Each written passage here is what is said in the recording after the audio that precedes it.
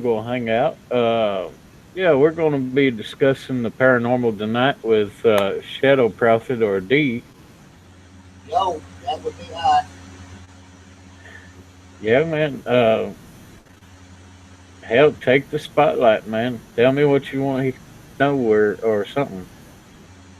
um. Well, I would like to know what those little things at the end of shoelaces are called, but I'd also like to know, you know, um, it's kind of like this, man. You have to look at the paranormal sometimes. When you think about the paranormal, ask people. Look around. Have you ever had a paranormal experience? I'll guarantee you, out of a group of 10 friends, over 5 of them will say, well, yeah, there was this one time when, and you kind of start to wonder, you know, just how normal is the paranormal, and should it even be called paranormal when it seems to be, more or less average or normal? I believe 4 out of 5's bullshitting, but to the people who have true ones, there is a lot of it happening in the universe or in the world. Well, consider all of the different paranormal cases that you've ever heard, and go into statistics there. There's got to be, in all of the subject of paranormal, at least one person who's telling the truth. And even if that one person has that truthful story, that's still amazing. Yeah, 1 out of 5 out of 7 billion people on the planet. You gotta. Now, go ahead. That's a lot of people. If I'm not mistaken, it was closer to like 8 billion something, 8 point something. It might be 7 point something billion. That's still quite a lot of people, yeah. Have we gotten up that far? So, Oh, dude, man, China keeps pumping out babies, man. We'll be at over 9,000 million before tomorrow. mm, China does do a lot of humping. But no, I think the world population it should be encroaching on 8 billion people right now. Actually, Wait. Since we're doing the paranormal, and I assume you have to include supernatural in that too. well, I mean the supernatural and the paranormal. I mean they're kind of cousins together. Supernatural kind of sits down on the bench, never gets any play, while paranormal's the star, gets all the attention. But yeah, they're family. Oh yeah, man. That's why I had to put this picture up. No, no, no. I saw that in my backyard once. That is not Photoshop. That's Bob riding a unicorn at Walmart. Heck, I think Bob used to wake up from sleep like that. pretty much. Oh, but no, man. Really, you have to consider things like just the sheer size of the universe. It makes you wonder, like, when you think of the subject of paranormal, you're almost immediately met with this foreboding that, like, oh, if I talk about this, there's going to be all these people that think I'm a fruit job, that I wear my little tinfoil hats so the government can't hack my mind and, make me kill my flower garden with weasels, something crazy like that. Um, but, you know, there's got to be something to the sheer size of the universe. Quantum physics alone has a principle, and this principle states that because energy is equal to mass, and that energy can exist on quantum levels, that no form of physical matter can really exist in an exact single location at one time, that it has to have some quantum properties to its mechanics. And here's the thing. If feel better? Yeah, man. I got something in my throat. Are you all right, brother? Yeah, I'm good. All right, but check it out. I know. But look, check it out. Check it out. Um, there's no matter that can exist without acknowledging that energy is equal to matter, matter is equal to energy, E equals mc squared. Energy and matter are the same thing. Physical matter is just a different form of actual energy. It's just a physical form. Um, if you really want to get into it, life in itself, us humans, life here on Earth, there's no way by the laws of quantum mechanics that it can simply exist here on Earth and nowhere else. It's like we were talking. Remember the conversation we had about opposites Oh yeah. the other day? Well, if life exists here on Earth, just random mathematical odds, dictate that somewhere in this universe there has to be other life of some kind. It cannot be exclusive to just here, just us, just now. You know what I mean? Yeah, I don't think it is.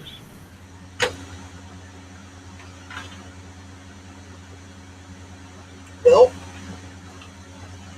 let's say that there is other life in the universe. Let's just assume for a second that there is. And we're not going to go into these details like, Beelzebub Smith channels me. When I do the little candle trick, he talks to me in my mind and tells me things about the planet Benicnor. We're not going to do nothing crazy like that because there are people out there that are so into the idea of alien pop culture, extraterrestrial pop culture, that they're willing to believe anything. There's this old saying, it's good to have an open mind, but not so open that your brains fall out, right? Yep. All right, so I believe there's other life out there besides just us here on Earth. I believe that, given an infinite span of time and an infinite space within the universe, because the universe is expanding, um, and there's possible multiversal theory, outside of our bubble, there could be other bubbles with other universes. Um, the causality in itself dictates that when you think of an idea, because of the infinite possibility of the odds, that you can create a whole other reality just by having that thought. That's just a philosophical thought on the idea that science has entertained. Um, Reminds me of an acid trip I once took. well, it's like this. When the Big Bang happened, somehow we got off on science really heavy. I really love my science, and I may be over sciencing the issue because we were going to talk about the paranormal, and I don't really want to over science things, even though I could. So we'll try to cut back on the science just a little, um, and just get into the meat of the subject here, which is the paranormal. Um, I believe, given the span of time that the Earth has been here, carbon dating dates us back what? At least humans, I think. What is it, like 1 to 2 million years, maybe 3 million years? Somewhere in there. I'm not talking about modern human. I'm talking about human life just in general. They found a modern human figurine, and it was made out of some type of material that was carbon dated to be 2 million years old. Well, see, I mean, here's the thing. It's really hard for me to derail and not go onto the science bandwagon because I just, science is so helpful and there's so many facts and figures that can be quoted, and I do know most of those facts and figures. I study all the time. Um, there's an interesting thing about us humans. We look back through carbon dating and we dig through fossils and we find what little bits of evidence that we can about human past. And we've discovered something through the science of genetics. And that discovery is that compared to all other forms of life, we are quite highly advanced in our cognition, in our motor skills, in our function. We are several million years, maybe 30 million years more evolutionarily advanced than any other life form on the planet, and this can be examined through genetic study. We have a backup set of our own generational DNA within our own DNA. We have backup DNA. They used to think that this was junk DNA, but I digress. Animals, plants, no other life forms on Earth, not the monkeys that people think we are descended from. Their DNA, people say, oh, well, we share so much DNA in common with a gorilla. No, we really don't. I mean, technically, a banana. I don't know if anybody knows the genetics of a banana, but there was an article about it. I think it was published by, I want to say Cambridge University, but it could have been Harvard. But here's the deal about that: bananas and mushrooms are incredibly genetically advanced, and nobody really knows why. They just have these really awesome, deeply advanced genetics. Um, They but share those are 50. two exceptions. Oh yeah, I see what you're getting at. That they share so much DNA in common with all of us. But Yeah. here's the thing. Here's the thing. Of course, they're going to have some genetic traits in common with us. They walk on basically in a bipedal fashion. They have arms and legs and stand upright. Oh no, But I was talking about the banana. oh well, I mean, you've seen the peanut butter jelly time dance. That one walked on two legs and stood upright, and Yeah. it wasn't, you know. But But yeah, uh, a banana has a whole lot of our DNA structure in it for some reason. well, yeah, but here's the thing that what people don't understand about that. They look at the standard chromosome pattern and they don't realize that that's not the full story of what makes up a human being. All of this junk DNA that they used to term as junk DNA, that would be like an astronomer walking outside and seeing the moon and seeing the sun and saying, well, everything else is just junk in space because we don't have the technology to see it. And we've got the sun and the moon, and that's all there is to outer space, and the rest of that shit up there is just junk. Well, when somebody made that statement about the junk DNA that a human has, they had about that much understanding of genetics. I All of got the, a question for you while we're on the subject of the moon. yeah, Do you believe that the landing was faked? no, I don't believe that the landing was fake for a second. I believe, here's what I believe about that. If you really get into studying and hanging around groups of people with different beliefs, I've been all over the internet, man. You've got to realize, man, there are certain people in this world that go to the store, they buy a pack of Marlboros, they take the Marlboros home, and they look all over the pack for secret messages. You Oh know, yeah. I mean, there are nut jobs in this world, man, that look for meaning where meaning is not there. I don't think the moon landing was faked for a moment. Um, as a matter of fact, I believe it was Neil Armstrong and Buzz Aldrin that first landed on the moon. Am I correct in that? I believe it was on Apollo 11. They had some eerie stories about how when they landed on the moon, and this is what's very interesting, and it creeped them out. When they landed on the moon and made contact, the whole moon rung like a bell for a half hour. It was eerie to them. Hmm. There's a What lot if of, that? What if that was an anti-theft alarm? well, that's kind of interesting and neat. But really, their thinking of it is like the moon is pretty well like a solid metal or something. And when it actually hit and landed, just like metal tinks on metal, it goes ding. Yeah, they're actually believing the moon is just filled full of iron and gold and all kinds of crazy stuff. Damn. Yeah, I mean, I know you've heard the stories about how they want to mine the moon and stuff like that, but it'd just be so expensive. But let me just throw something your way. I'm not picking on people. I'm just saying, who's some smart people in this world? Yeah. China, China has sent rovers up there, lots and lots of rovers that they have every intention of retrieving. Hmm. Oh yeah, man. Did you know there's one planet that's like 5 times the size of Earth, but it's solid diamond. Yeah, I know about that, man. Did you know it's a nebula in outer space? A giant nebula so many millions of light years across, and it's completely comprised of ethylene alcohol. Ooh, that would be one big firestorm. Well, it's the kind you can drink, but here's the deal. It's also laced with another chemical that is basically cyanide. Now, you know how alcohol is normally made. You take something like yeast and you put it into something.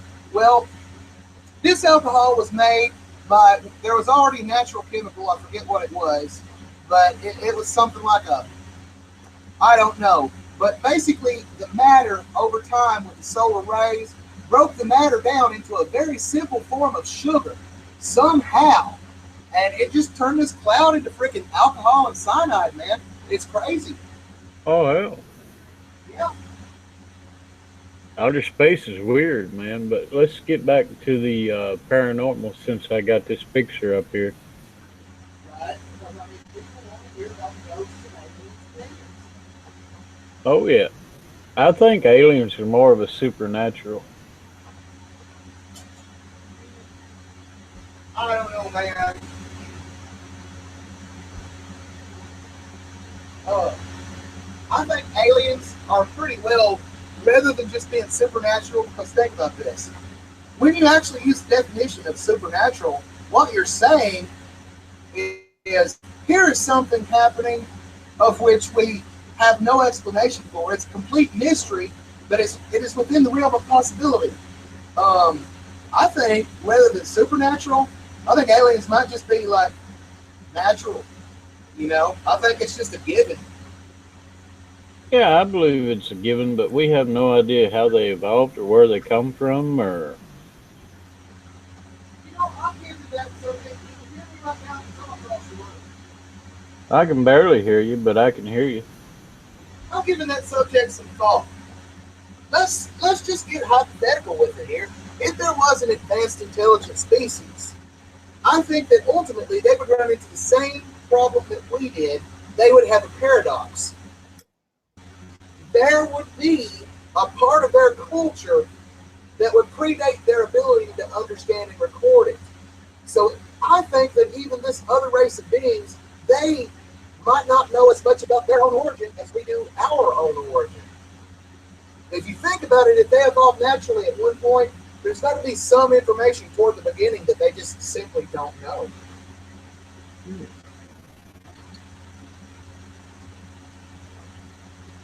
It would, Yeah, a lot of it got lost over time. think about it. Just like with us humans, it would predate their ability and understanding to record. Oh, that's something that I've been meaning to get into you with. It's about science and paranormal all together, but I believe the midbrain in humans is shrinking, right? Um, Actually, this is truthful scientific fact that um, um, I'm trying to remember. Is it the hippocampus that's shrinking? Hippocampus. Yeah, there's a part to our Uh, brains. It's the part where the pineal gland is attached to, and the reason that yeah, that's the midbrain. it's shrinking is that you have to realize there are a lot of things that humans had to do, okay, that were normal for them, that they haven't had to do in a very long time because machines have made life so much simpler. When a guy goes to build a house, does he have to rack his brain figuring out the math on paper anymore? No, he's got machines to do it. And this has been going on since the 60s, man. Technology has made people's lives so much easier that there are certain things we no longer have to give any thought to, and so we don't. People's Yep. attention people's attention spans are even going to the wayside because the internet is such a vine and meme and short. YouTube videos are like only 5 minutes long. People just Oh don't yeah. the attention spans that they used to have anymore. So I think for those reasons, because technology has affected society and culture so very much. Of course, it's going to, change the way we think and ultimately the physiology of our minds. Well, you see, I think it's damaged us in a way. Well, Let me. you can look at it from a couple of different perspectives. Has it damaged us in a way, or is it just a form of artificial evolution? Think about this. If you want to go along the ways of evolution, when the first thing crawled out of the ocean and walked onto the land, did it damage, its own future by walking out of the water, or did it actually change its destiny? Okay, when I subscribe to evolution, I don't subscribe to we came from monkeys. I subscribe to genetic adaptation through the outside environment that we're in. Well, see, I was just using an example there to explain to you, based on evolution. My actual thoughts on where we came from is a giant question mark because, as I was stating earlier, we are highly genetically evolved beyond what we can understand. We are millions of years more advanced than any other genetic being alive on planet Earth or ever studied. We Because we are got tampered with. because we got what? Tampered with. Well, that's a giant possibility. Because I Yeah. mean, let's be realistic here, okay? I don't want to just you know pick on what people believe because I have a spiritual belief, but I also love science. It doesn't Oh, matter if you go with science or if you go with religion, because even in the halls of religion, even in the beliefs of religion, there were different times when God said, "Well, now we're going to shorten man's lifespan. Now we're going to do this with man." So no matter how you look at it, one way or another, people were tampered with, and I don't want to say artificially, but outside of natural progression. genetically, man. I mean, possibly. But the thing with the brain shrinking, let me get back to that one right quick. Uh, you know, every animal has to have a form of communication.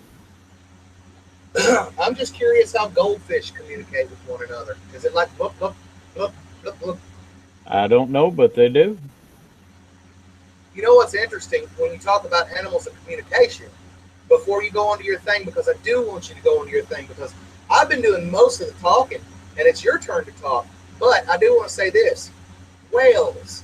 Whales have a very unique form of communication, and did you know their low frequency cry that whales do? One whale can communicate with another whale all the way on the other side of the earth. Yep. I mean, that's crazy. Uh, it's a form of infrasound, man. It'll carry farther. But all the way across the planet, also, I'd like to bring this in. There is one whale that has a very, very, very strange hum. It is a different frequency than any other whale. It's called the loneliest signal. You could look that up sometime if you wanted to. I mean, you don't have to tonight, but yeah, there's one particular whale that scientists have been listening to for years, and it has this very, very low frequency. And there are a lot of theory speculationists that are considering that this low frequency hum is actually a submarine from some other country, and they're putting out that signal just to throw off radars. Like put out a hum, like, "Oh, we're a whale," but it's really a spy submarine or something. Kind of like the radio stations, the ghost stations. Oh, speaking of those, man, Yeah. uh, have you ever heard of the wow signal? Yeah. The wow signal is very interesting. The only reason that I further talk about it, since you've heard about it, is because there's a possibility that somebody listening hasn't heard of it. Um, in the 1970s, because for decades we've had people listening at the stars with radio telescopes, and what they're listening for is there this thing that falls within a certain algorithm? And when this signal does fall within this algorithm, scientists know that, well, this signal was sent by an intelligent civilization. In the 1970s, for a minute and a half, there was a signal, and it came from the Barnard star system. And this signal was dubbed the wow signal, but it's never been heard again. Um, that leads me to think, here's the thing. Um, You're talking about SETI, right? yes, I am. Have you ever considered this, Brother Tate? People often wonder, why haven't aliens just landed and said hey to us? Um, Because we are one big shitstorm. That's why they haven't came yet. well, you're very much on point with that. Look, we've got all these wars overseas. We can't even get along with people of other races or other ethnicities. We can't get along with people.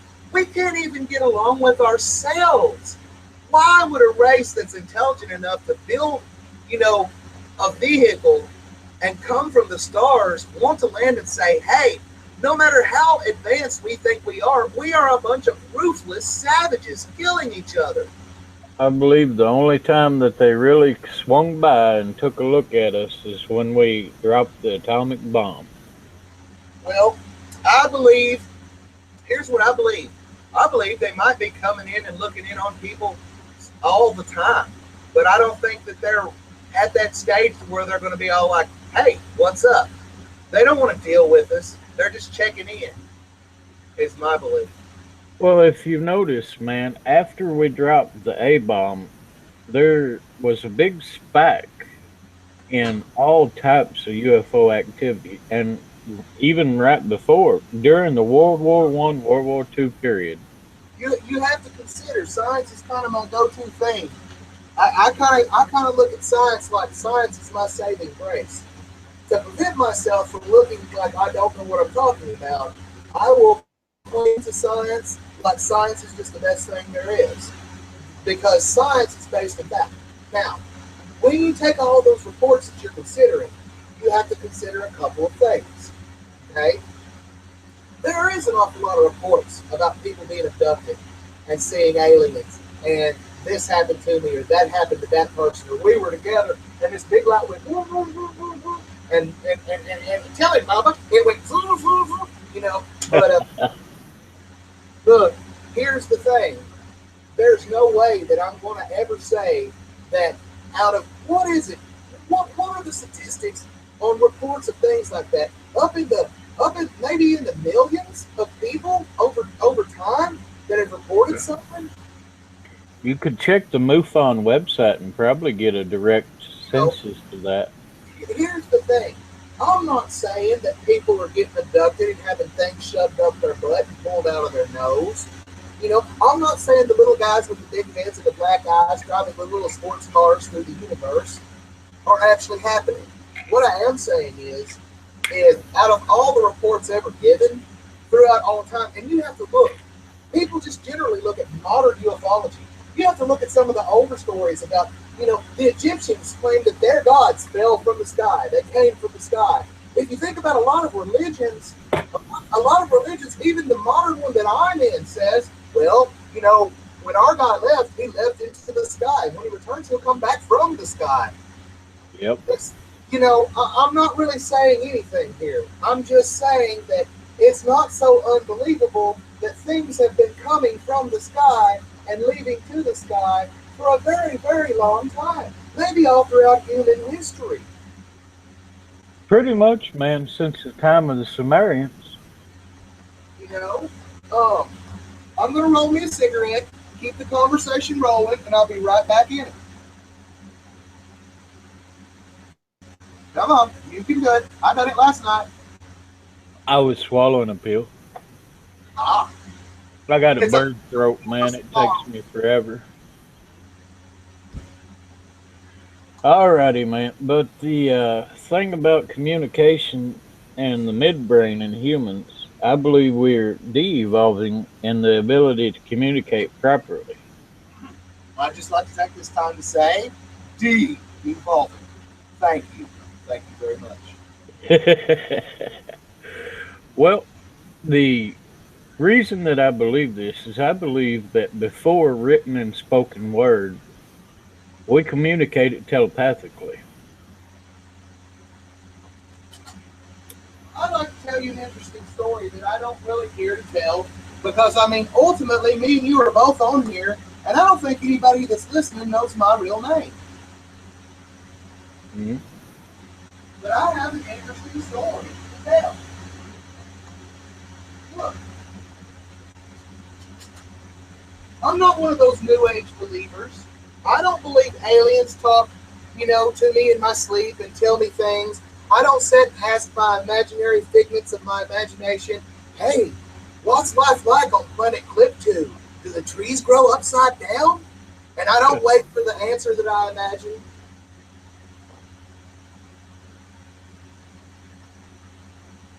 Are you still there? Yeah, man. Okay. I was waiting for you to say something, so I paused. But look, it's like I've had things happen in my life. And I would admit this to anybody because it's true, okay? I'm not making this up, and I've got no reason to make this up, right? People just don't want to talk about certain things. But this is a paranormal show, and it was supposed to be paranormal. We spent an hour and a half talking about my science stuff. I love the hell out of me some science. But look, but look, did I get you a cigarette back? All right, all right, all right. Okay, but look, when I was a little bitty kid, people say that a person can only remember so far back. There was something about my childhood, my very early childhood, that was different. When I was really, really very young, it is it's almost like there was somebody there, but that person disappeared at a certain age. I'm I don't know how to say it. I mean, some people might say it was an angel. No, I don't know what it was. It was something. Something was there when I was very, very, very young. I'm talking like 2 and 3 and 4 years old, running around in the first house that I ever remember living in. Something was there, and its only purpose was, okay, to make sure that I made the right choices and didn't do something completely stupid. Because when I was a very, very young child, I had absolutely no common sense. I was just as liable to pick up a jar of pennies and swallow them. And why? I don't know. My mind didn't turn on until I was like 4 or 5 years old. I just wasn't there. I was just on go mode, man. I think it was a symptom of ADHD, just really bad or something. But look, I remember clearly, okay? Because I have memories that go back that far. And they say you can't have memories that go back that far. Yes, I can remember when I was 2 years old. I can. And there was somebody there. Dude, I remember when I was like one and a half, first started walking because my brother got me drunk, and yeah, I couldn't make it to the bathroom. My brother did that to me too. I think it's a rite of passage. It must be down in the South, brother. I'm guessing just as soon as they start walking, they got to start We gotta drinking. get that one drunk and see if they can handle it. He's a Southern boy. Okay, D. But see, I had a point here with all this. Okay. I was getting into the paranormal of it. It's like there was somebody there, dude. Okay, just leading me around, telling me what to do and what not to do. And it really was like there was a physical person there. There was only my mother, my father, and my brother. Okay, and this person or thing that was there, it didn't look like a person or a thing. It was just I don't know, just like a force that was there and told me what to do and what not to do because I didn't know no better up to a certain age. But I remember that force. Hmm. Um, Here's the thing. There came a time, I think I was probably about 3 years old. I got hurt really bad. I don't remember what it was. I think I fell down. We lived in a duplex apartment, and we had a set of steps that went down into the other apartment from the top.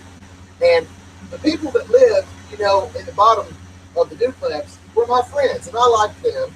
And the only thing separating me from going to see my friends that I thought in my world, in my whole world was, well, there's this door. It goes straight from my living room to where my friends are, you know. And so I jumped down the stairs thinking that I was going to fly down the stairs. Yes, this is how crazy I was as a kid. I thought, I'm going to jump down these stairs and I'm going to fly down these stairs and I'm going to bust that door wide open and be with my friends. Damn. I know that sounds crazy. Uh, Here's the thing. I go to jump down the stairs, right? And this happened in reality. I go to jump down the stairs, and I kid you not, it felt like tingles all over my body, and it wasn't like I was really going to fly, right? I wasn't really going to fly. This didn't come from me. This come from some outside force that did not want to see harm done to me. This wasn't some magical thing that I pulled from myself. This was like some presence that was to watch over me and keep me from doing something crazy. You know, this was not some sort of magical power of my own or nothing like that. There was tingles all over my body, and I honestly did from the time my jump ran out. Just imagine a little kid at the top of a set of stairs that's, 14 stairs down, right? yeah. He runs to jump, and by the time his little jump wears out, there's just this tingly float, and I kind of slide down without touching the stairs at an angle. If a person were to see me, they would think I hit every step on the way down. But really, it was this comfortable glide, and there was this tingle feeling all over me, like something was holding me from danger. Damn. Now, here's the thing. This is where it gets funny. Did I land softly? No. When I actually got to the ground, I hit the ground with full force. Ouch, I was hurt. Oh, hell. But you got to imagine, I didn't hit a single stair on the way down, and I did glide at an angle like some force kept me from, breaking my neck or something. It wasn't like it completely saved me from getting hurt. But I'm sure that I would have broke my neck and died had I fell down and actually hit the stairs on the way. Well, most likely. All right, so I did that weird little glide down all the stairs, but when I got to the ground, yeah, the ground hit with some force. I got hurt, and my parents come running. They were in the bedroom. Who knows what they were doing? I was just a little kid, and they were a lot younger, so I don't even want to think about it. No clue. You know, but look, but look, when they come to me for this brief moment in time, because I was very upset, I could, I knew what they were going to say. Okay, every sentence that come out of their head, I heard it before they said it, and to me, the way that I perceived it going on, I heard them think it, and it took them a very long time to say it. And I got so upset at them. I was like, look, just say it. I was like, I know, blah, blah, blah. He fell and hurt his foot. Let's get him to the hospital. And they just looked at me, because I really heard this before they spoke it, because he never actually spoke it. But in his voice, in his mind, I heard it. And I didn't hear it in my mind. It was weird. I heard it in his mind. It wasn't like I was using, it was like I could reach into his thoughts and hear his voice. It was a very strange moment. But it Maybe truly that rush of adrenaline pushed you to where you could. I mean, who knows? I really, but here's the thing. People will say, well, you're lying. But that's a true story. My parents can testify to this, because my dad said, he's hurt. Let's get him to the hospital. And mom was like, oh, God, oh, God, oh, God.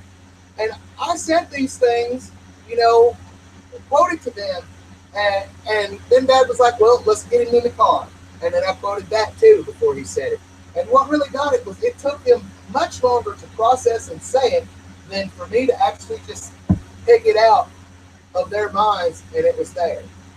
And that's what pissed me off the most, because to me, in kid time, from the time I heard them think it to the time I heard they say it, it was like minutes passed. Yep. Well, that would be the adrenaline, brother. It slows things down for me.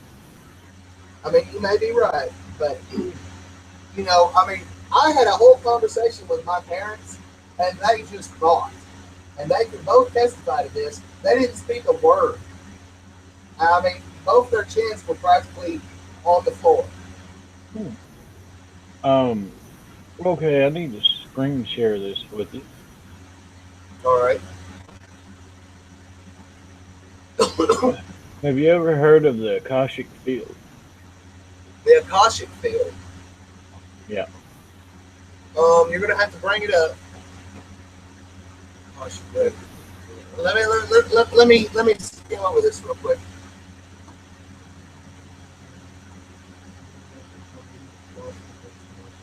Oh, right. We're talking about psychic emotional barriers and stuff like that. You're talking about the range of the human senses. No, no, no, no.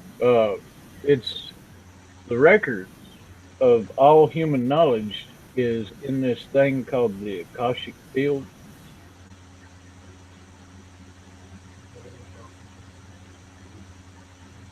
Oh, ooh, that's not bad. No, that's good. That's good. I can barely read this through your screen on mine, but I'm fine. Is it showing up as a small screen or something? It's showing up in a big screen, but the resolution is just so piss poor, I can't make out the letters. Yeah, my net's being shitty. It's raining here. Ah, I'm through the phone lines, so you know okay, how that. slow me down just a little.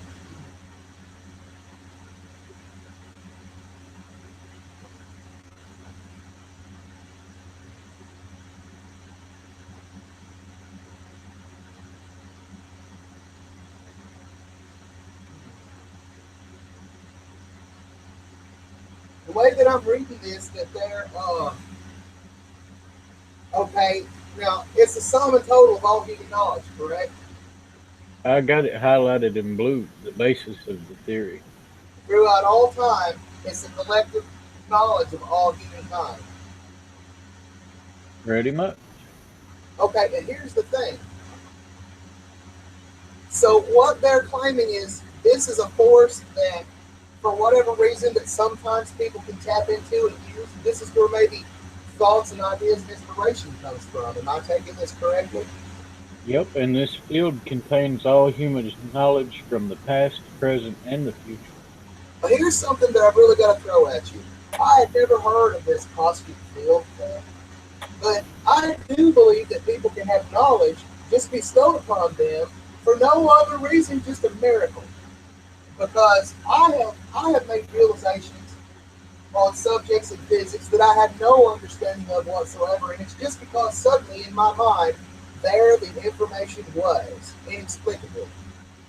I mean, I can get behind the ideology here, but I don't know if I'm a firm believer of the cosmic theory. Yep, but you kind of know what it's saying. There's all knowledge based Like, somewhere. like somewhere there's a root of all work. And here's the deal. I really want to throw this in there for you just to give you hope on this theory. The human brain does seem to be more or less a way to connect. If you want to look into religious ideas, when we pray and hopefully he hears our thoughts. Um, in the Bible, it spoke about Jesus, and under certain circumstances, Jesus already knowing their thoughts. There's a couple of quotes like that. Jesus can clearly read people's minds. Did you know that they did a blind study halfway across the world, two different continents, where they showed people images of a most wanted man that was made up, and they said, "Have you ever seen this guy?" They said, "No." Then they turned around and showed them to the other ones that was on the other continent and said, "Have you seen this guy?" For some reason, they said, "Yes, he's a bad guy. We don't know why." Wow. Well, I mean, there's a lot of videos out there of some amazing stuff that's happened. Um, the human mind, I don't want to go into science like I was earlier because I've learned over time that a great many people just don't care to talk about the very specific tweaks and details of science. It just really gets on people's nerves, on some people's nerves. I personally like to go into all the details and all the facts, but that's just me. Um, the human mind does put out brain waves. That's a fact. Everyone that knows anything knows that brain waves can actually be monitored and studied. They've got little diodes that'll stick to your head. Your brain puts out waves Yep. that can be read through machines. Yep. Why does our brain put out these waves? It seems to me that by nature itself, our brains put out waves because somewhere out there, there's some being or something or some force that collects and uses this information. That would sound about right. I mean, think about it. Why would an antenna broadcast for absolutely no reason at all? That doesn't make sense. Just look at nature. An antenna wouldn't broadcast for no reason. If you've got something that sends out a signal, nature itself tells you. We were talking about opposites. There's got to be a reason and something to receive that signal. Yes. Pretty much, man. I mean, it only The makes sense. only the only case of that that I can figure out to where there's no reason behind it, but we haven't figured out the reason, is number stations. Okay, you're going to have to go in depth about number stations. I don't know what you're talking about. There's these radio stations that appear in random places and random points in time where they will say just a string of code, man. It's like K9B2. Okay, now I know what you're talking about. Um, People want to make mysteries out of a lot of different things. Uh, Here's the thing. All those are is their live radio feeds in code so a person can transmit over a great distance secret information. And what you don't realize is, and what a lot of people don't realize is, this secret information, it's not something like top secret military codes, okay? It's bankers' information. It's people transmitting electronic checks through the air under a code. Okay, it's very simple, low tech stuff that small businesses use, and they use it because it's cheaper than using other methods. You know, if you want to get top secret stock information across the country to someone else, but you don't want to risk anyone possibly knowing or decrypting it, well, you just take the information and you code it, okay, and you send it over a natural radio. You know, Yeah. people want to give a lot of in-depth theory. It's like the guy I was telling you about that would buy the pack of Marlboros earlier and go home for any secret messages he could. Sometimes when you know the truth about something, it's way more underwhelming than you had hoped. Oh, yeah.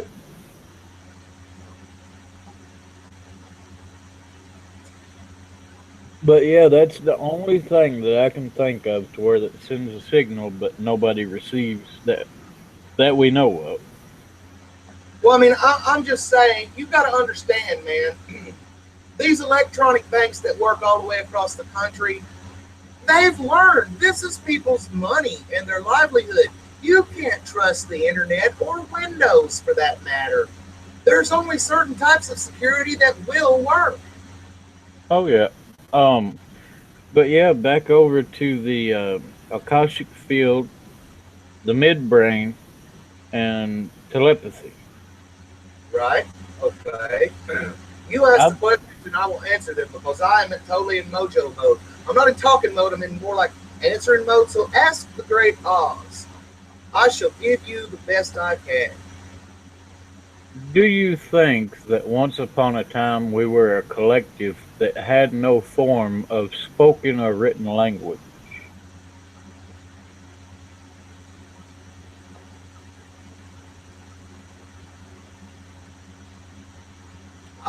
I'm not quiet because I don't have an answer. I'm giving this some serious thought. Yeah, man, it's one hell of them whoppers, dude. I believe that the midbrain, the pineal gland, which secretes DMT, actually allows us to tap into that. And I since it's shrinking, we've been cut off. I think that humans have a lot of ways to communicate with one another. You really need to study. If you're in the room with a person, let's say you're at the doctor's office and you're sitting across the room with a guy, and you guys are there. You either stare each other down or you don't. Without saying a word to one another, you two can form opinions about one another because of subtle cues and different Mhm. things. I believe humans, have a lot of ways to communicate that they don't consciously realize. And yes, I believe in a time before there was a spoken language. Now, I'm not going to say psychically communicating through, the pineal gland or anything like that. But I would like to throw this in. We're on the paranormal, and we even said that I could take a break from serious science stuff. I want to throw this your way, brother, and then you can ask another question. I want you to look back into biblical scripture and what was fairly common back in those days. I want to give you a couple of examples. There was the witch of Endor. She was an actual witch. Somebody went to her to ask her to call somebody forth from the dead so they could ask him questions. It was something about a war. Will I win this war tomorrow? And the guy was really upset that he was bothered and woken up from the dead to talk. And he's like, you know what? You're going to die tomorrow in that war. And that's what happened to him. But you got to realize this was biblical scripture. The story is called The Witch of Endor. Now, that's the title of the story, but I can't quote it word for word. There's some Sounds other, like a medium to me. there's some other places in the Bible I'd like to throw your way where it even said that uh, Jesus prophesied the future. He told about his own death in great detail to people. Um, he even said, before the rooster crows so many times, you will deny me so many times. He told them about his death, that he would rise again. Jesus had this foresight, but not only did he have this foresight, there were several times when he already knew what people were thinking. And I believe he actually knew their thoughts. I don't believe it translates to like, oh, I know what you're thinking. No, I believe it translates to something deeper, like, you know, being, without adding words to the Bible, like Jesus was able to read their minds, is how he knew what they were thinking. Well, if he could chemically turn water into wine, I'm pretty sure he could read minds. Well, I mean, you know, uh, there are other instances in the Bible um, where miracles were performed, people were brought back from the dead. There are examples of, the different things that God could do. Hmm. And you really have to scientifically question, because science does at least have theories on certain things. If you don't want to eliminate the idea of the Lord God, you can think about, well, if this truly happened, how did it transpire? You eventually get to ideologies about this. What is, what exactly is a person?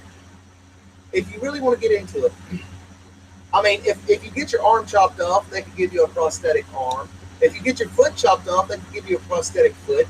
As a matter of fact, there's a whole lot of a person that you could chop away at and give prosthetics to, and that person Hmm. would still be a person. So Well, we're using pig hearts. yeah, yeah, there's a whole lot of organs that could be transplanted away and changed out. So really, when you get right down to the brass tacks of it, everything that a person is might be possibly contained within their brain. Hmm. Well, um, when you get into the theory of that, how does your brain work? It processes electricity. It puts out waves.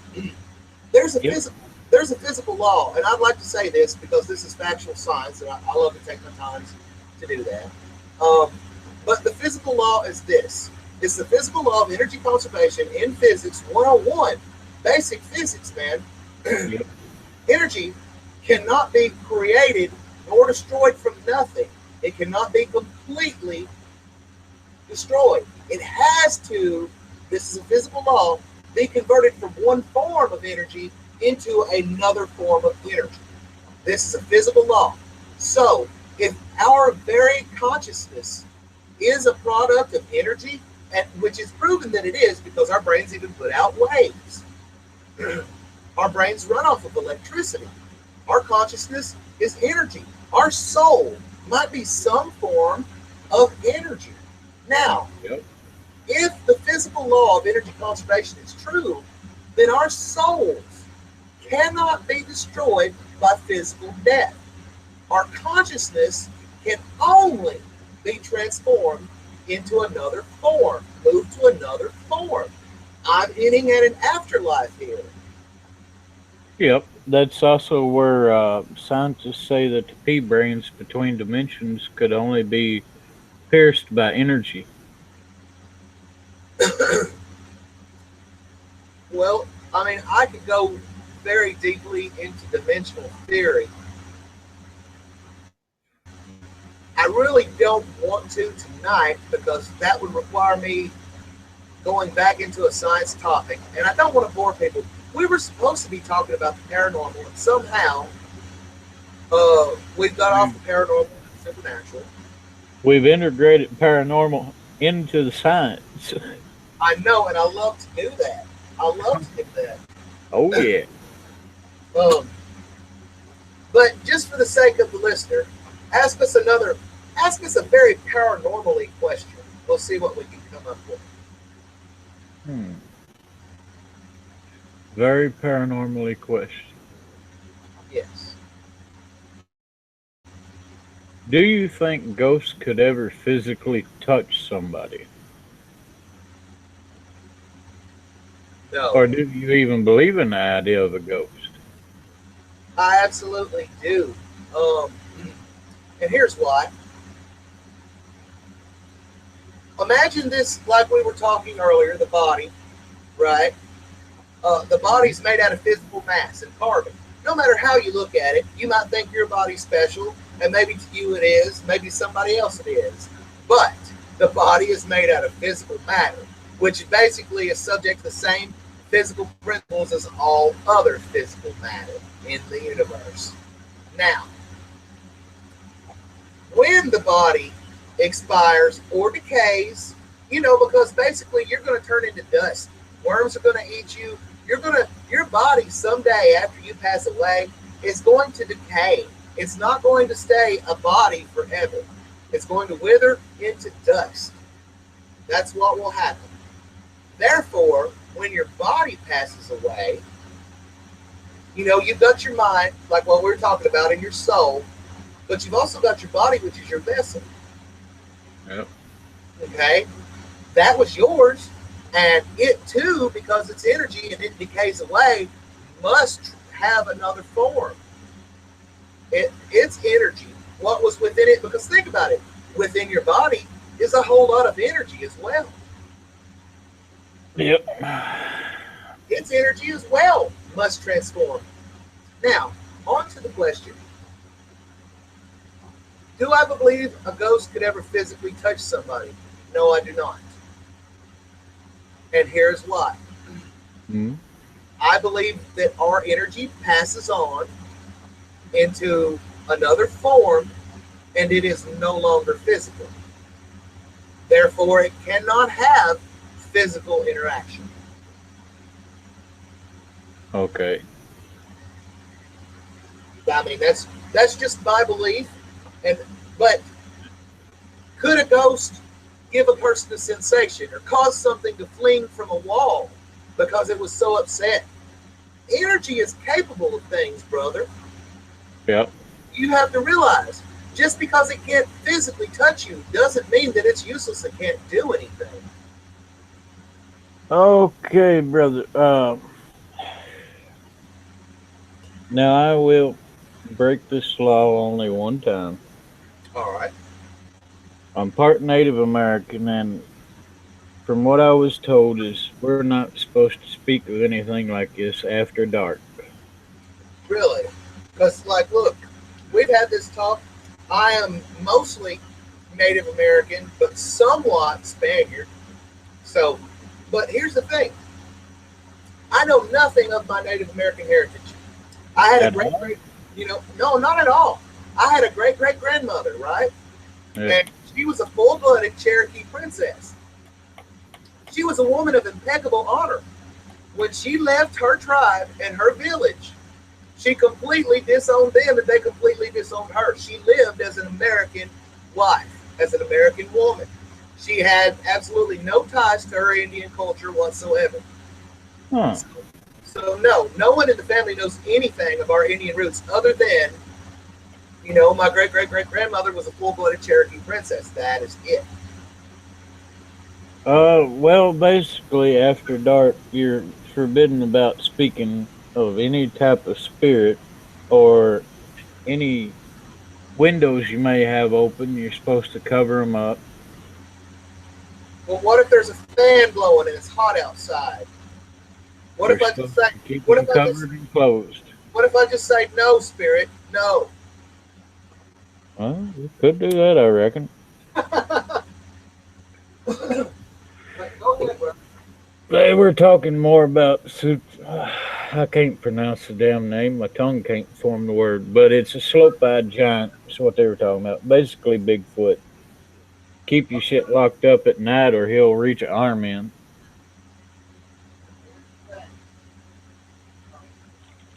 Mm. Sam said she'll bite it off. There better not nobody be reaching arms in. She's ready. Yeah, but that's one of their beliefs. The other one about not speaking about things, you speak about something, then it'll visit you. Well, I'd like to throw my 2 cents on that. In a spiritual religious doctrine, it says whenever two or more are gathered, there he shall be. That's talking about God. So when people do have discussions, it may be able to draw spirits. Uh, I'm not going to deny that. Continue. Okay, so I'm gonna break this rule one time, and that'll be it. Um, of a night, that is. Of a day, I'll talk about anything you want. Uh, Once upon a time when I was married, and I guess because there was so much emotion in the air where we had been fighting, we were living in a haunted house. All right. I want every detail you can throw in. Now, shit had been moved around in the house, yada yada, noises, walking, shit like that happened. But the main event was I was laying in the bedroom, and we were living with my mother and father at the time because I was broke. She was in the kitchen talking to my mother. Um, I was in the bedroom on my right side, and there was a TV on the right side of the bed. The bed was in the center of the room. The door was at the foot of the door was at the foot of the room, the foot of the bed. Let me get this straight here. Go All ahead. right. They're on our clock right now. If they're listening, they're on our clock, and I hope they're still there. But you got all the time you need. Well, I'm half asleep and half in shock because it brings up a little bit of PTSD every time I mention it. Well, I'll tell you what, man. I mean, if it makes you feel better, we can always change the subject. Well, I want to get it out because I know you'll believe me, and I will more than willingly take a lie detector test, whatever, for any audience out there who wants to put this to scrutiny. Um, to make the story shorter, I was laying in bed waiting for my wife, and I was watching the TV on my side. I was pissed at her. I wasn't paying attention. I heard the door open, heard footsteps, go to the left side of the bed, felt pressure get onto the bed and lay down behind me like she would. And then an arm come reaching around my waist the way she normally hugged me, and all of a sudden it touched my ear. I thought I got lucky and we was going to have makeup sex. I turned to the left only to find her not there. I made it from that bedroom through two rooms to the kitchen in less than a blink of an eye. Hey, now here's a thought. Now I just want to throw this in because if I'm having this thought, others are probably thinking this too. Is it possible because you were laying in bed and you were tired and fighting that for a second, just for a second, you didn't almost fall asleep and your senses kick in and that was what you were really hoping would happen? I was all the way awake, brother. I was watching Sanford and Son.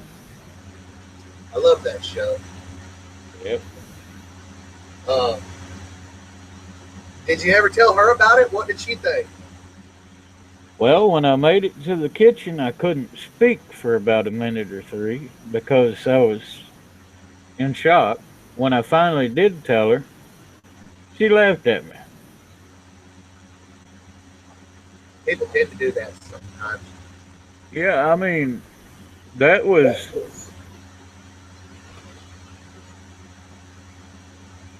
at a lack of words to describe the experience. It was very strange. Well, here's some questions. I got to throw the questions at you because there's going to be people that will think these same questions as they're listening, so I got to ask them. Um, the footsteps that came into the room, did they sound like your wife's? When the hand went over you, did it feel like your wife? Yeah, it felt female. It wasn't large or nothing.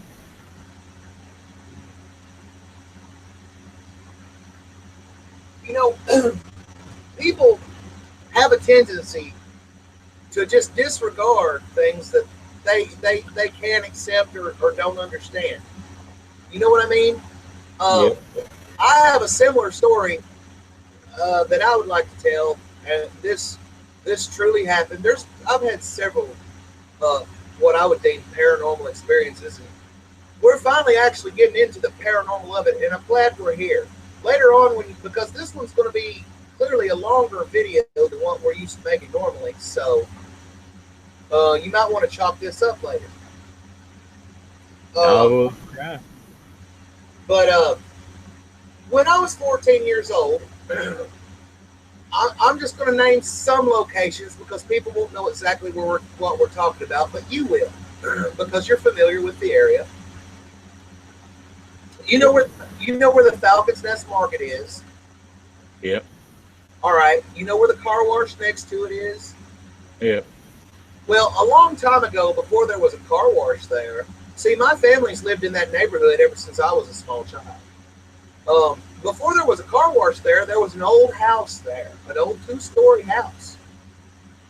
And me and my family, it was my mom and my dad, and when my brother was around, because he wasn't always around, he was back and forth there and not, um, lived there.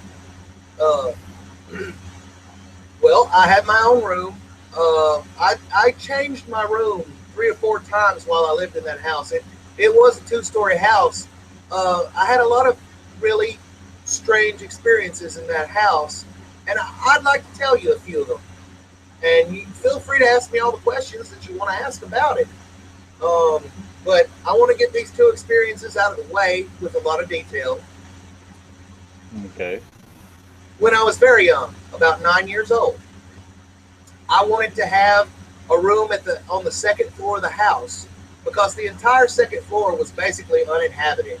It was like the whole top layer of the house was my big room, and I loved it and I wanted it so bad. Um, One night I was sleeping in that room, and I can't tell you what part was dream and what part wasn't.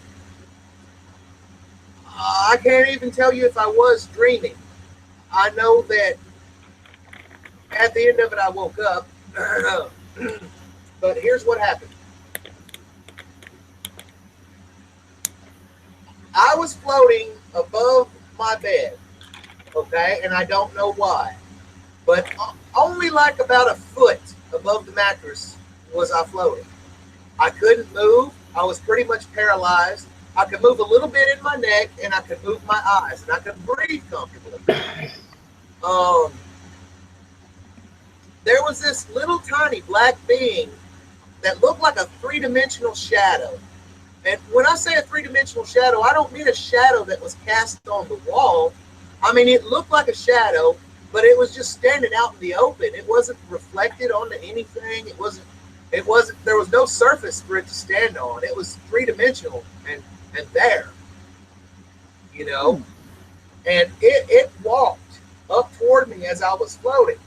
And at this point, I got really scared. And the only thing I could move was my eyes and my head just a little bit. So I started shaking them as hard as I could, you know, trying, you know, to just get free from whatever was going on because I was scared of that little thing. It was coming for me. It was walking toward me, and I was scared. Um, and here's what's weird. I shake so much that finally, I fall and hit the bed.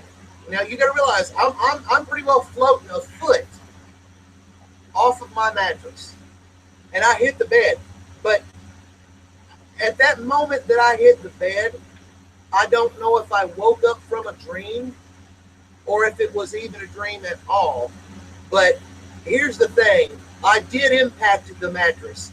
I fell a foot into my bed because my dad come running up the stairs and he was so pissed off.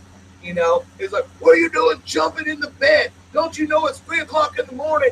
And I was so scared. And I told Dad, I said, "Dad, this black thing, it made me float and I hit the bed and I saw it and we've got to do something and I don't want it in here. Take me downstairs." And yeah, I was afraid to go downstairs by myself. I was like, "No, take me downstairs." "No, I'm going downstairs." I threw a fit. "No, I'm not staying up there, Dad. Take me downstairs." You know, and he actually said that it sounded like I was jumping on the bed, you know, but I was sleeping. Um, and he said that it sounded like I was jumping on the bed. But what I had done was I had fell because I was levitating the foot over the bed. And I told Dad the story, and he seemed concerned, and he seemed like he believed me. But what else could he do? And he let me move my room down to the bottom, you know, of the stairs. There was another room because I mean it was a two-story house, a big two-story house, a lot of rooms in it. Um, and I had another big room that was on the first floor of the house. And I liked this room because it had windows. It had two windows, and both of these windows, if I wanted to go outside at any time, I could just raise a window. I was outside. And, you know, outside of my bedroom door was the front door to the house. I felt so secure, like I was as far away from that house as I could be and still live inside it because I had access to the outside to get away from it. You know, that's how I felt. I loved that room, you know, because it was so easy to get out of the house if I wanted to, which was a good feeling for me because that house was scary after that. Um, Yeah. I was watching. Now this will date me, but if people can remember when these shows used to come on the air, I was watching the actual. I believe it was. I don't remember if it's called the Late Show or the Tonight Show, but it had Johnny Carson back when he was still. Yeah, back when he was still doing his thing. Now, Huh. the new bedroom that I had, which was on the bottom floor of the house, it had two windows, and I didn't want curtains. I guess I was different than a lot of people. A lot of people would want curtains for like privacy. No, if something crazy was going to happen to me in that house, I wanted everybody to see. You know, I was scared of that house. So not having curtains made me feel more comfortable than ever. You know, um, it was late one night. I had the door to my room open. I was watching Johnny Carson on this giant floor model tube TV. if you can remember the kind that people used to have back in the day. Yeah, I remember. I broke a couple of them. Yeah, you're falling asleep. After we finish this up, man, we might have to call it. May have to, man. It's like 2:01 a.m. All right. Well, let me get this out.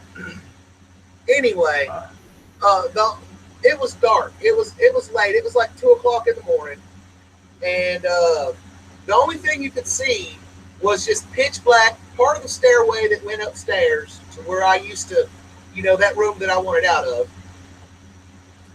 You could see part of a silhouette, and I thought that it was my dad watching to see if I was going to sneak out of the house that night because I had a habit of sneaking out of the house. I'd just jump out one of the windows and go see my friends because I had friends that lived up on the hill from me, and that's what I would do sometimes. Um, so I watched the most of Johnny Carson, and I waited for Dad to stop watching me because I saw this silhouette at the end of the stairs, and I was sure that it was my dad standing back just far enough in the dark to where I couldn't see him, thinking that he was going to catch me sneaking out. But I saw his silhouette, so I was just going to play it cool and watch Johnny Carson. I got to watch TV so long. I guess I watched it for an hour and a half because after Johnny Carson, the Arsenio Hall show came on, and I started watching that. And I looked over there, and there was Dad, still standing, waiting for me to sneak out. And I thought this was kind of odd because now it was like 3:30 in the morning, and he had barely moved, you know. So I was like, Dad, I'm not going to sneak out tonight. You can go to bed. Went back to watching Johnny Carson. Looked back over. Didn't even phase him. I mean, he couldn't have been more than 14 feet away from me, and it didn't even phase him. And, so finally I got mad and I yelled. I was like, Dad, you could go to sleep. I am not going to sneak out tonight. And then I heard my dad from another room in the house, yell, what? I'm trying to sleep. I've got to work in the morning, and there were no other men in the house. My mom was in there with him. There was no one else in the house. So I was panicking, it was either jump out this pane glass window because I didn't have the time to raise it and possibly kill myself, okay, or run toward this thing and fight it, hoping that I could take it down before Dad could come running with his gun, you know. Um, so I chose not to die by jumping through a glass window, and I ran toward it. And this was the mistake that I made. When I got to it, not only did I realize that it was, confirmed really that it was not some sort of prank and that it was my dad, this thing was like a three-dimensional shadow, like the shadow that I was talking about earlier. It looked like a shadow, but it wasn't projected onto something. It was just three-dimensional and standing there. And it literally, as I got right up on it, it still didn't flinch like I couldn't see it. So I was right up in its face and I was like, what the hell are you? I was scared to death, you know? And when I yelled at it right in its face, it was like, oh, you can see me? It didn't say this, but it was its reaction. Like, it took this surprise stance, like, whoa, you can see me? And it just kind of, it moved in a weird way. It was like it didn't move, but it did. Um, it's hard to explain. It it was like there was no effort in its body to really move, but still it very quickly moved through the room with very little effort from its body, just zoom through the room and into the kitchen. And I ran into the kitchen chasing it, and I never saw it again. Hmm. I sent you a topic on Facebook. All right, I didn't realize. I thought that might have been Mel contacting me. If you have any questions, I'm sorry it took me so long to explain it. I just wanted to give it some detail. If you have any questions, ask them. Oh no, I believe you. I just can't speak about it after dark. Oh, Um, right, right. I will look that up. And yeah, I did some reading up, and I believe you're correct about that, sir. Uh, Perhaps tomorrow we can have a discussion, a follow up discussion during the daytime Oh yeah, when the sun's up, I'll talk to you all you want Yeah. about it. Um, but I see what you're saying. Um, I believe you fully on that. Um, I believe that's what you may have seen. well, here's the thing, brother. Even if we've got listeners, we've went on for a very long time, and I mean, I've still got a lot of talk left in me. But you're kind of sleepy, and there's so much more to talk about on another day. Do you want to call it? Yeah, man, I say we call it and pick it up. You reckon you'll be up after 12 tomorrow? Well, see, the thing was, is that I slept most of the day, but yeah, I'll be up after 12. It's like what, 2 o'clock now? I say I'll be up till 7 in the morning, then I'll go to sleep. I might wake up about 1 or 2. All right, I'll holler at you then. There's plenty of day. All right, brother. All right. Yeah, I hope we can finish up our conversations and move into some, other topics and everything. I think we had a good discussion.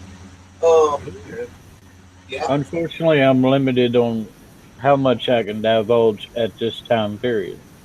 I get what you're saying. I mean, I just, I don't feel I'm subject to that same stipulation as I know nothing about my Native American heritage. I mean, nothing at all. The only real thing that sucks about having the genetics in me is I did not get the tan, but I did get the lactose intolerant gene to build my stomach. I mean, I think I've got the lactose intolerance going on, but, I've spent my entire life drinking and enjoying milk and eating dairy and ice cream. And yeah, I pay for it later, but I don't care. It's good, and I'm going to eat it and drink it. Oh, dude, it's ice cream and milk and cheese. Well, ice cream, cheese, and stuff like that that's watered down. I pay for, but I do eat. As far as a glass of solid milk, if I drink it, it's explosion time everywhere. Well, I mean, I'm just saying it really, you got to be careful, man. It depends on what kind of ice cream you have because if you go out and you buy some actual premium ice cream, I'm not talking about Liberty Oh Bell, yeah. although Liberty Bell is good. I'm not saying it's not. I love me some Liberty Bell. But if you get some actual factual Ben and Jerry's or some Rocky Road, man, the milk content in that's much higher. Yeah, dude, I know it tears my stomach apart. I can't even drink eggnog. Well, I can, but you can ask Bob what I did to his plumbing. I've been meaning to ask a question. There's this other drink that's a lot like eggnog, but it was, my parents wouldn't give us kids eggnog. They're like, no, no, no, no, no. You can't have the eggnog. The eggnog is the adult drink. You must have this other stuff. And I can't remember what that other stuff's called, but it was freaking delicious. Man, I think what they're referring to is a lot of people like to spike alcohol into eggnog around Christmas time, but they do keep. Here's the thing. Here's the thing. Here's the thing. What's true with that is if it's actual factual eggnog, it's got alcohol in it. It's a lot of people won't consider it eggnog unless it does. That's kind of the point of eggnog. I mean, I know there's the non-alcoholic kind that people enjoy and drink, but large and by far, a lot of people don't consider it eggnog unless it's got alcohol in it, brother. Well, see, the non-alcoholic, the one they sell like once a year out of Walmart, Yeah, dude, that stuff tears me all to hell. custard, custard. That's what it is. It's custard. That stuff was the bomb. Custard is what they used to call cream. Yeah, that stuff was good, man. And it didn't have no alcohol in it. And I tell you what, us kids drunk the heck out of it, man. Yep. Uh, yeah, man. I just besides the fact of being lactose intolerant, that's pretty much all I got. I got some of the beliefs passed down on Dad's side. I think that in I think that in my case particularly, uh, even though I didn't receive the education of my Native American background, that I still have a lot of the genetics and a great deal of the spirit. Because I mean, since this is a paranormal video and we're closing it up, I don't care to say this toward the end here. I believe the spirit, when you actually have it, is something you can feel. Yep. And yeah, it's not just a fancy word that people use to describe New Age philosophies. I think true spirit, when you have it, is something you can feel and you know you have it. And, Well, I believe I did inherit that.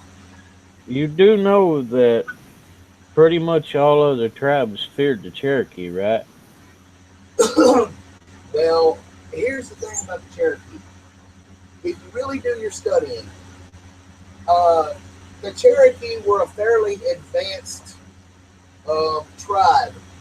They had a written language, they had a spoken language. Of course, a lot of them had a spoken language, but the Cherokee had a written language, brother, as Yep. well. Not only did they have a written language, they also had a system of laws and trade. You know, Yep. they were a quite civilized, intelligent tribe. As compared to some, I'm going to go ahead and mention the Blackfoot. The Blackfoot were basically these crazy psychotic killers, man. Yeah, I agree in certain ways. I'm not saying that it's a shame to be descended from Blackfoot, man. They were well regarded as a highly skilled warrior tribe.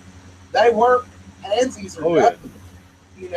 I'm not saying anything bad in that respect, but the Blackfoot weren't regarded as being terribly civilized either.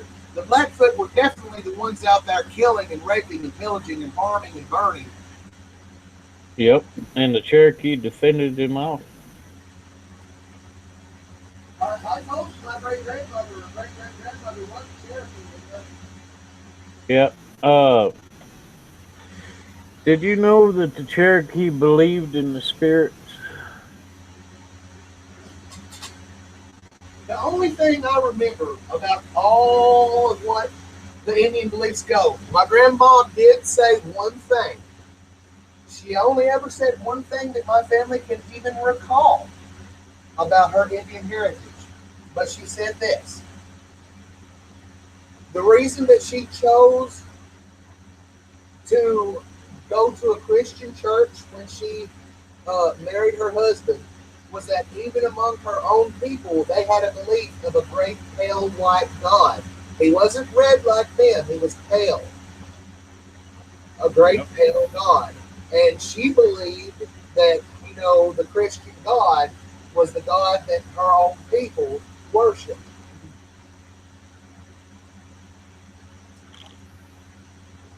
There was this pale God. there was a pale god. There was also the trickster. There was quite a few others. But the spirits that they believed in. Do you know much about the roots of kung fu? Well, now, when you, I really do, but here's the thing about the roots of Kung Fu. If you know a lot about the roots of Kung Fu, even you've got to raise an eyebrow. I mean, come on.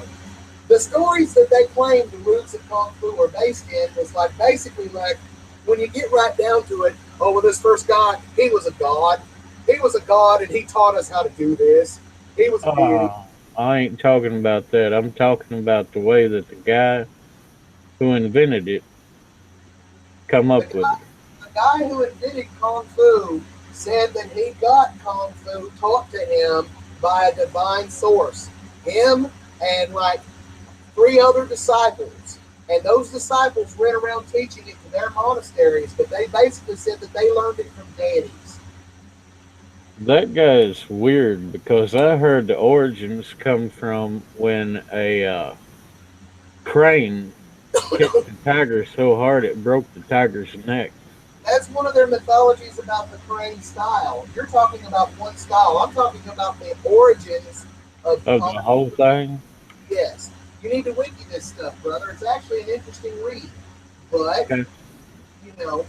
when you go so far back, eventually, have you ever heard of something like I want to call it, and I could be misquoting one here.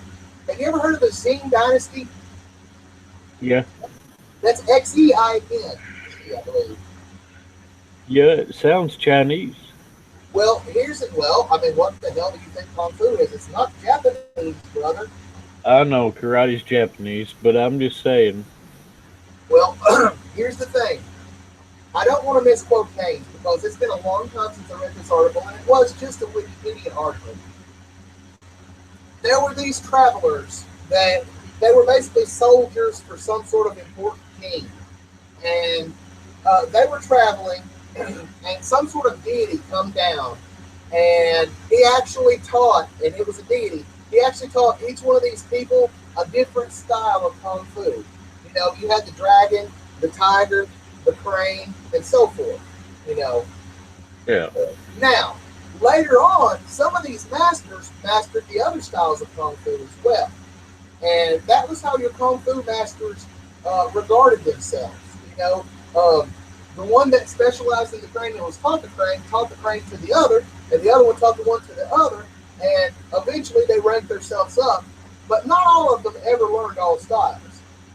There were some that were just gifted in this particular style. Um, and then they went on and started their Shaolin temples and stuff like that. And they were disciples of those people, and so on and so on and so on. You can actually look at Bruce Lee and who Bruce Lee trained under. You might not know this, but Bruce Lee's teacher, the one that really is credited for training Bruce Lee, is actually quite an interesting guy. And he studied under some of the martial arts true masters that were said to be trained by people that were trained under these original Kung Fu masters. There's a whole lineage you can follow on YouTube about Bruce Lee's training and the school that he was trained in. Oh yeah. But man, to get back to the Cherokee, the reason that the other tribes didn't want to battle them, but they would if they had to, was because the Cherokee believed you could be possessed by the animal spirit, Well, and the Cherokee would actually move like the animal, like a snake. They would literally slither on their belly to where they were going. you've got to understand something about that. Uh, you would have a lot of Indians that would do the facial war paint, right? Uh huh. Well, you've got to understand their spirit guides. They would take under their training of their spirit guides, and they would try to be as much like this spirit guide as they could. And Yeah. that was kind of like their religion. And honestly, I feel like it was awesome. I mean, that's kind of neat. Yeah. Well, not just the spirit guide, man. I mean, in full on battle, they would actually fight like the animals would. Like, take for instance, I'm from the wolf tribe, because within the Cherokee Nation, there's different tribes. There's bear, wolf, yada, yada, yada. Each tribe had their own thing that they did. The wolf tribe was a warrior class, and they would hunt like a pack of wolves. They would put one in the middle as a target and then flank with two from the sides, like the wolves would. Well, that just goes to prove, man, that the Indians were very observant, and nature taught them quite a bit. Yeah. I mean, shit, man, they would eat. You take a tree, peel the hard bark off, and you'll see white, soft bark. They would eat that during winter to get vitamins from vegetables that couldn't grow. See, I can see that. Yep,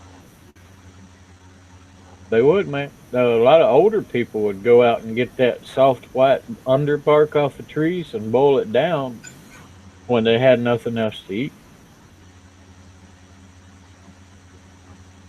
Well, I mean, a lot of different things too. A lot of people think that, and I don't want to cut it off short or anything like this, um, but a lot of people think that Indians were just, these savages that lived in little tripods that, shoved sticks at people when they were sick.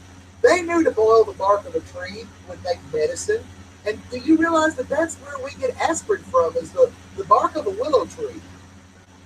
I thought it was an orange and bread peel. No, that's where we get penicillin, brother. Trust me on this. Penicillin, yeah, you got me. You got me. It's I don't know why I got those two confused. But yeah, man, if we were transported back in time, at least I would be able to make us penicillin and aspirin, and that would at least give us a couple of thousand years leap over everybody else. Yeah, man. Hell, the Druids were the same way. Everybody called them witches. All they did was use herbs.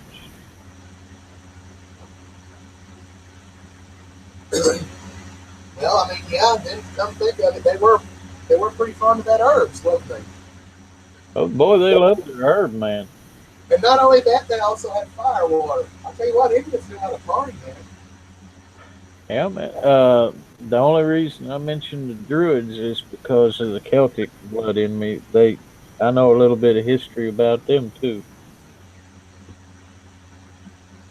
Well, now my uncle, he's passed away now, but he always used to tell me, and I still don't fully understand what this is.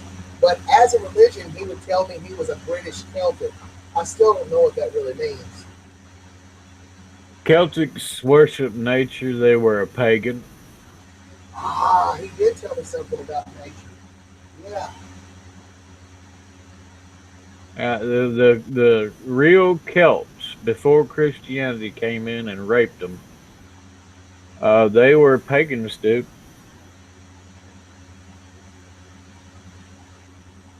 Then I had another uncle. I don't know what religion he was, and I don't know what religion my yet other uncle was. And I can't remember if my grandpa was super religious or not. But my grandpa was too busy being my grandpa for me to ever really notice. It's hard to explain. You would think a person would know if their grandpa was religious or not, but my grandpa was one of them cantankerous storytelling old men. I really don't know. Yep, I've got one or two like that on my family. And I can already see it happening with me. I'm going to be one of them cantankerous storytellers. It's in me. But yeah, man. The the Celts were pagans. The Cherokees were pagans, basically. But they did believe in a pale faced god. They also believed when the albino buffalo made its return, is when their nation would rise again. Well, I kind of look at it like this. There's this huge possibility, brother.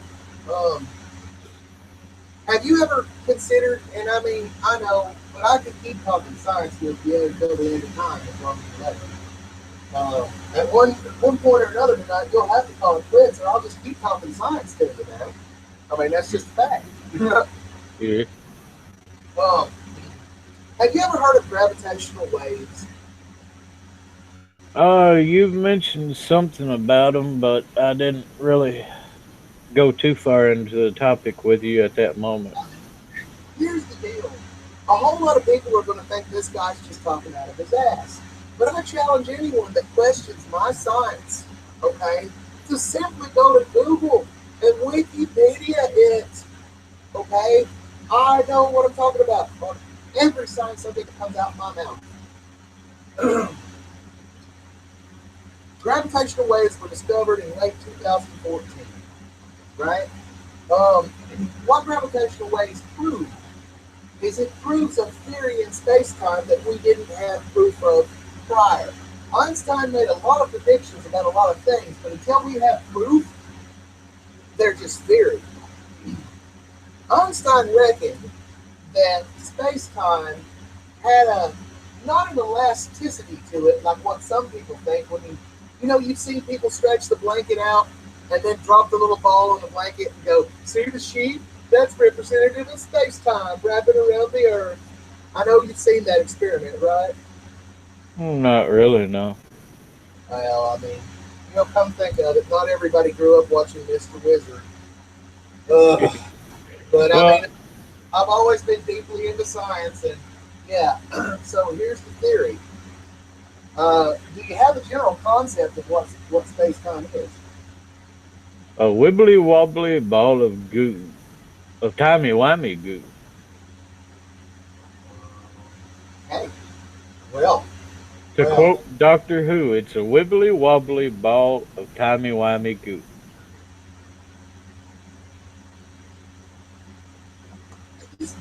the thing about Doctor Who is the guy is so fucking off in his science that he don't even tell you his name.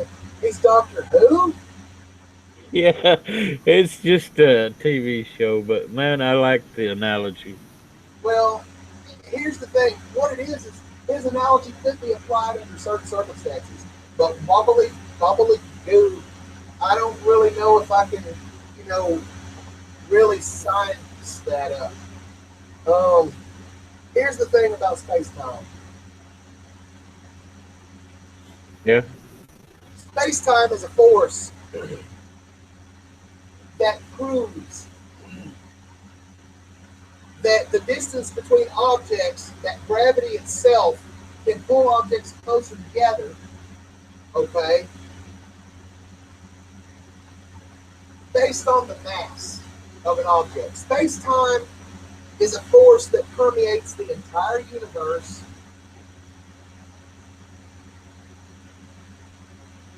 yeah, and it basically proves that time can be manipulated with enough gravitational force. Are you following me? kind of like string theory. Punch a hole from A to B. Well, that's not string theory so much as that's an idea of like a wormhole. But continuing on, the idea of space time proves that with enough gravity, we can manipulate time. Have you ever wondered? I'll give you an example because Final Fantasy really did cater to the geek crowd. A lot of people don't realize this. There were little cookies in the Final Fantasy games for super duper science nerds, for real nerds, true nerds. Did you ever notice when you cast the gravity spell in Final Fantasy that everything slows down? Yeah, Well, the reason for this is that the gravity was affecting their time. Gravity does affect time, and space time is like this.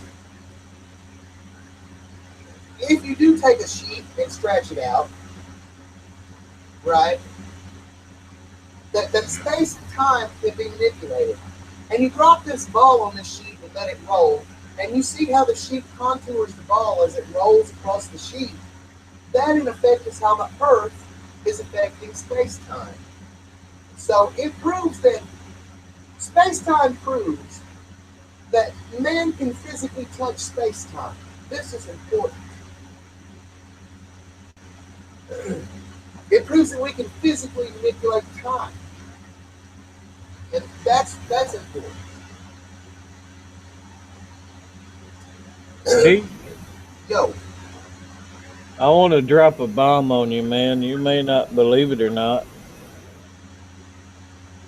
There was a video I watched where a guy had inherited some Polaroids. You know the click camera, and it prints out the fucking Polaroid. You got to shake it for it to dry off and all that. well, I remember those cameras, and as a Yeah, matter of fact, I don't know if you realize this. If you have one of those cameras and a pack of film that goes with it, you're setting on a lot of money. There's a lot of people out there that really like those retro cameras as a collectible, especially if it's got film that works. yeah, man. But you know what I'm talking about. It just clicks out the fucking photo right there at the instant. Yeah, and then you got to wait for the picture to actually show up because it starts out with this color and then it fades in. Those were some. Yeah. Well, a guy inherited a shoebox full of these photos from his grandpa, and they had people in modern day clothes with a sign that says "Stop the Time Something Project" in 2016. They were protesting people fucking around with time travel. But here's the thing: we have proven with science that time can be manipulated to within a certain degree. The forces that have to be used to bend space time enough to actually time to where we can send something just a couple of seconds into the future, the energy we have to exert to actually perform this is so great that no physical matter could ever survive the process. Any physical matter that you try to put through this process would be just completely destroyed. It would not survive. It wouldn't make it. No physical matter would make it through the process. Um, we Even have if you used something with 0 point energy.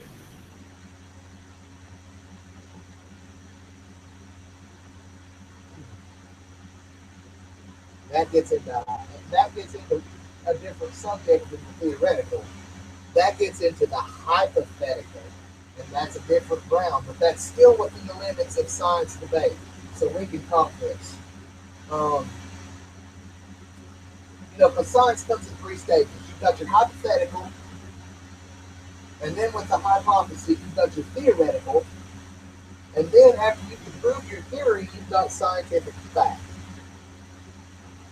But what I'm saying is, You're saying what you're saying is there any way that any kind of physical matter could be accelerated forward in time and survive? basically with the use of a 0 point energy shield or field. Well, I have to explain to you what 0 point energy is and why a field of it, depending on how you used it, would be completely not applicable. Do you want to talk 0 point energy before we continue? Because I feel it's really important that you have a full grasp of 0 point energy. You told me the other day about it, man. Okay. Now, so nobody on the video misunderstands how we're defining 0 point energy. I want to state it like this: 0 point energy is a theory in which you can take the negative side of energy, because with energy you've got two equal sides. You've got a positive and a negative, and they both have the same value. They're just completely flipped around, right? The negative is equally as powerful as the positive, and that's why it exists as it does. That's how it works. I mean, you've got your negative and your positive, and they both have equal amounts of power. Scientists believe that you can exploit the negative side of power to make it positive, right? And Yep. because because relativity, nature itself demands, nature will not have it any other way. Relativity demands that a positive force must have a negative. So the negative energy is created, right? You turn Yeah. your negative into positive, and science itself, relativity itself, demands that a positive must have a negative, so it creates one. Relativity just gives it a negative automatically. So you take your positive power, right, and you double it by turning the negative into positive, and then nature itself demands that a positive must have a negative, so it gives it one. Free energy. Yeah. And you can multiply this step from a single atom to an infinite supply of energy. But wouldn't that amount of energy dispersed evenly over something? Well, you still have to realize this: the idea in which we use a force that exceeds the speed of light, because you got to realize to do this experiment, you are taking lasers, okay, and you're using them through a vacuum tube, right? Yeah. You're removing the oxygen and you're cooling the lasers down. You're doing everything that you can for that laser to speed up its life, because you do know the speed of light can be slowed and increased within a vacuum. Yes? Yeah. Right. So, as light travels through the vacuum of space, it's not traveling through space as fast as it's traveling in your living room when you turn it on. Yeah. I mean, the vacuum of space doesn't affect the speed of light. That's proven fact. So we learned that we can basically manipulate the speed of light through vacuum tubes and changing the atmospheric conditions. And in a way, different states of light actually have different speeds.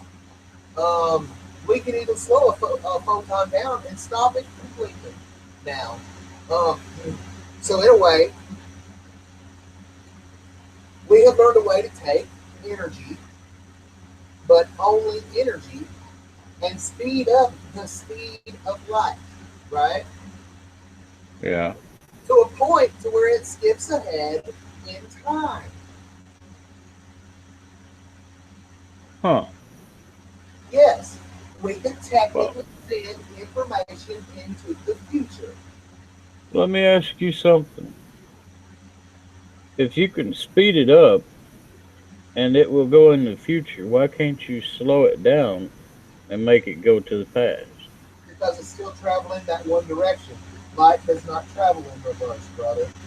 That's where the problem is. Got you.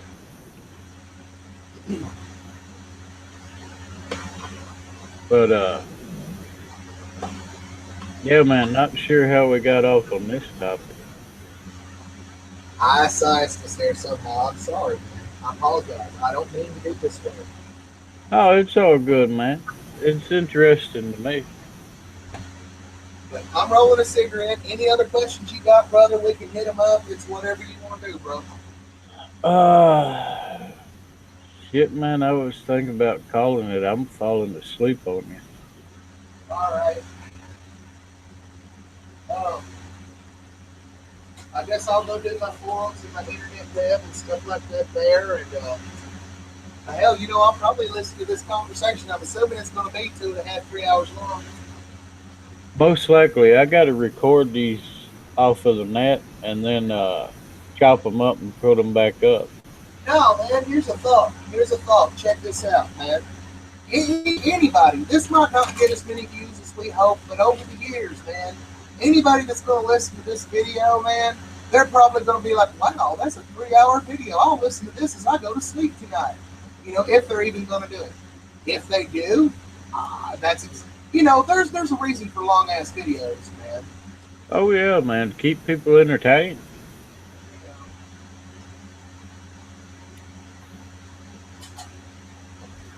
But yeah, man. Before we go, do you want to give a shameless plug for your channel, dude? No, and I'll tell you why. Huh? Because here's the thing, man. Some people are some ways, and other people are like others. Here's what's up.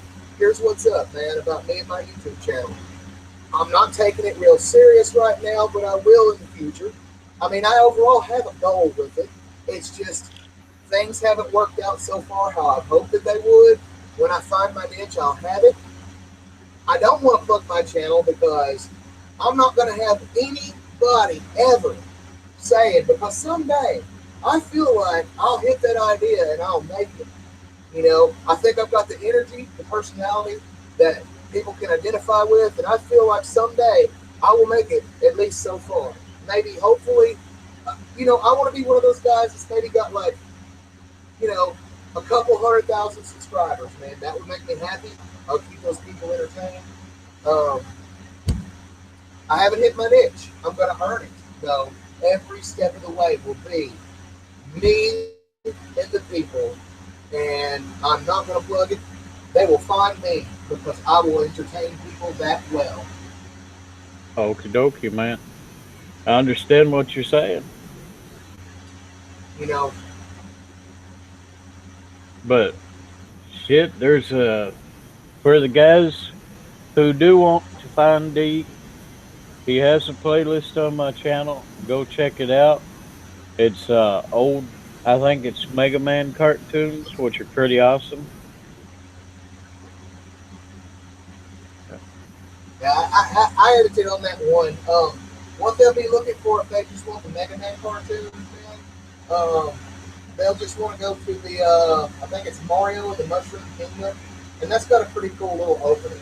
I also recommend my intro video, which is what's his, Ordinary Man. Yeah, it's been maybe like a year since I've updated my channel. But if I get a couple of subscribers, even 2 new subscribers, that's worth me making a video. Um, yeah. Anyway, that's it. I'm not going to give the channel name out or nothing. I'll earn it. I'll earn it off of it. Sweet deal, man. But yeah, if you're watching this, you know where to find me, guys. I'm Gamer's Garage with a Z. Um, yeah, I guess call it. Yep. All right. Well, it's been a good chat, and I guess we'll call it at that, and we'll do this again tomorrow when we refuel better topics. And that's that. Hell yeah, man. I'm cutting in and out. I Hey, guess moisture is sinking into my lines. I do want to say this. I know this sounds bad to say, but you know what? We deserve it. We deserve it. We're putting in the hours. We like the people. If you listen this far into the video, come on, man. Do not forget to rate, comment, and subscribe. I hate to say it. It's fair, right? Yeah, I think so. I'd say after a 3 hour combo, it's fair. Right on. Right Yeah. on. Hell, give us a dislike and then cuss us out. We don't care. Just be there for us. We'll be there for you. We're going to try and make what I want to make is the last bastion of critical thinking in the social world.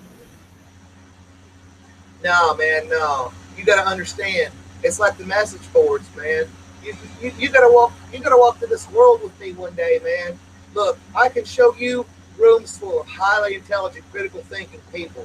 There's a lot of those people out there, and hopefully, a lot of those people are listening right now.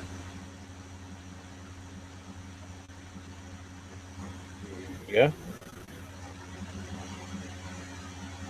I mean, I'm just saying. I'm just saying. Because look, think about this. It doesn't matter how intelligent a person may be. We got here by somebody else teaching us. Oh yeah, always, man. That's how you learn. Oh, there's other people out there, man. There's people out there that can match us. There's people out there that could outdo us. And I hope we get to meet. Yeah, you're cutting in and out bad, man. Well, I mean, could be the weather. I'm not sure. It could be an internet thing.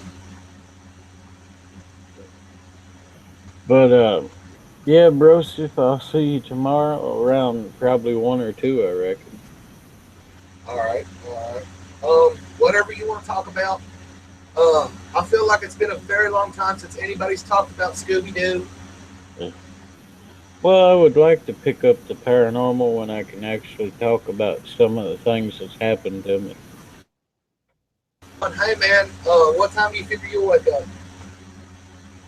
Shit, I'll be awake by 8 or 9 in the morning. If I'm still awake by 8 or 9 in the morning, we'll just pick up. Hell yeah, man. Right on, right on. Well, holler at me, brother. We gotta call it. We gotta call it sometime. It's calling time. Yep. See you later, brother. Be good, brother. Holler. Will do.